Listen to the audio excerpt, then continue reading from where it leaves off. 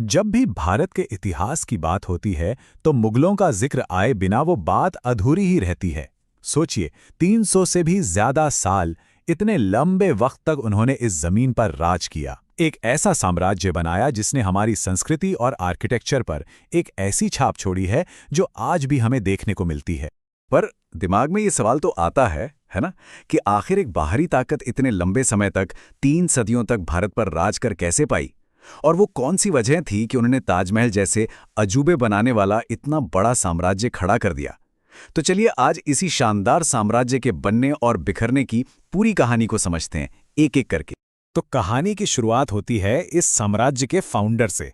सबसे पहला सवाल, आखिर मुगल भारत आए ही क्यों थे?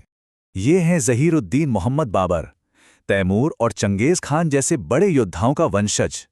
बाबर असल में एक ऐसा राजकुमार था जिसे अपनी ही जमीन फरगाना से निकाल दिया गया था। काबुल में उसने अपनी सत्ता तो बना ली, लेकिन उसकी नजरें एक बहुत बड़े साम्राज्य पर टिकी थीं। मतलब बाबर की महत्वाकांक्षा काबुल की सीमाओं से कहीं कहीं ज्यादा बड़ी थी। अब बाबर ये बात अच्छी तरह जानता था कि एक बड़ा साम्राज्य खड़ा करने के लिए पैसा चाहिए, बहुत सारा पैसा। और उस जमाने में पूरी दुनिया में भारत को सोने की चिड़िया के नाम से जाना जाता था। भारत की यही बेहिसाब दौलत थी जो उसे यहां खींच लाई। तो ठीक है, बाबर के पास एक बड़ा सपना तो था, लेकिन सवाल यह है कि क्या उसके पास भारत जैसे विशाल देश को जीतने की ताकत थी? चलिए देखते हैं कि उसने ये लगभग नामुमकिन काम कैसे कर दिखाया। ये बात है 1526 की, पानीपत की पहली लड़ाई। अब जरा फर्क देखिए, एक तरफ थे बाबर के महज 12,000 सैनिक और दूसरी तरफ इब्राहिम लोदी की 1 लाख से भी ज्यादा की भारी भरकम फौज। कोई भी सोचेगा कि ये तो एक तरफा मामला है, लेकिन बाबर के पास एक ऐसा सीक्रेट वेपन था जो उस वक्त किसी के पास नहीं था। तोपें, बारूद और एक ऐसी जबरदस्त युद्ध रणनीति जिसकी किसी ने कल्पना भी नहीं की थी। यहीं पर बाबर की मिलिट्री जीनियस सच में दिखाई देती है। उसने क्या किया, दुश्मन की विशाल सेना को फैलने से रोकने के लिए एक बड़ी खाई खुदवा दी, फिर गाड़ियों को चमड़े की पट्टियों से बांधकर एक दीवार सी बना दी और उसके पीछे अपनी तोपें छिपा दी, और फिर बस एक छोटी सी टुकड़ी भेजकर लोदी की सेना को उकसाया और सीधा अपने तैयार किए हुए जाल में फंसा लिया। इतनी बड़ी सेना को अपने सामने देखकर भी बाबर का हौसला जरा भी नहीं डगमगाया। उसने अपनी सेना से कहा, हम इतनी दूर आ चुके हैं, अब दिल्ली जीते बिना वापस नहीं लौटेंगे।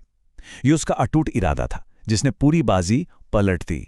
और उसी जबरदस्त इरादे के दम पर 43 साल की उम्र में बाबर ने 1526 में दिल्ली में मुगल सल्तनत की नींव रखी। यहीं से मुगल युग की ऑफिशियल शुरुआत हुई। चलिए अब कहानी में थोड़ा आगे बढ़ते हैं, बाबर के पोते के दौर में चलते हैं, एक ऐसा शहंशाह जो इतिहास के सबसे मशहूर शासकों में से एक बना। देखिए, बाबर की मौत के बाद का जो दौर था ना, वो काफी उथल-पुथल वाला था। उसके बेटे हुमायूं को हारकर 15 साल तक बाहर रहना पड़ा। जब उसने दिल्ली वापस जीती तो उसके कुछ ही समय बाद एक एक्सीडेंट में उसकी मौत हो गई, और तब सिर्फ 13 साल की उम्र में उसके बेटे अकबर को गद्दी पर बिठाया गया। अब अकबर के बारे में एक बहुत ही हैरान करने वाली बात पता चलती है। वो ये कि अकबर पढ़ा लिखा नहीं था, मतलब निरक्षर था, लेकिन इसके बावजूद वो एक कमाल का दूरदर्शी शासक साबित हुआ। उसने न सिर्फ गैर मुसलमानों पर लगने वाला जजिया टैक्स हटाया और सभी धर्मों को एक साथ लेकर चलने की कोशिश की, बल्कि उसने युद्ध की रणनीतियों और हथियार टेक्नोलॉजी में भी महारत हासिल की। और ये जो नंबर है 2.5 मिलियन वर्ग किलोमीटर, ये दिखाता है कि अकबर के राज में मुगल साम्राज्य कितना विशाल हो चुका था। उसने एक बिखरी हुई सल्तनत को एक मजबूत और बहुत बड़े साम्राज्य में बदल दिया था। अकबर के बाद उसके बेटे जहांगीर ने साम्राज्य को संभाले रखा, लेकिन जो असली शान और शौकत, कला और आर्किटेक्चर का सुनहरा दौर था, वो आया शाहजहां के राज में। शाहजहां के दौर में भारत की इकॉनमी इतनी ज्यादा मजबूत हो गई थी कि आप अंदाजा लगाइए, दुनिया में जितना भी सामान बन रहा था उसका 1/4 यानी 25% अकेले भारत में बन रहा था। ये सच में एक गोल्डन एज थी, एक ऐसा वक्त जब मुगल साम्राज्य दुनिया की सबसे बड़ी इकोनॉमिक पावर्स में से एक था। और ये जो आर्थिक मजबूती थी वो उसकी बनाई इमारतों में साफ साफ झलकती है।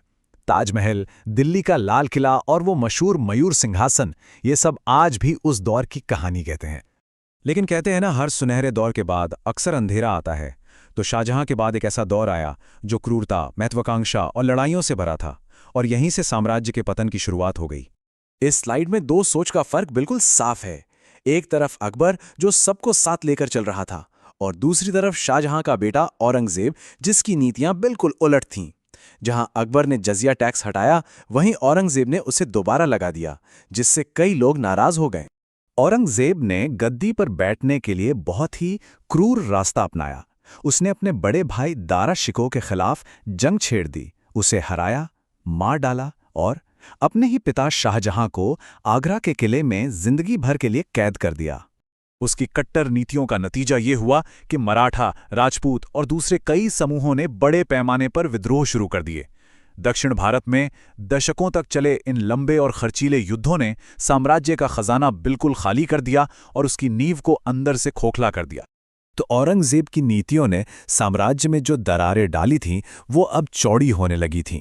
अब देखते हैं कि ये दरारें कैसे पूरे साम्राज्य के ढहने की वजह बनी।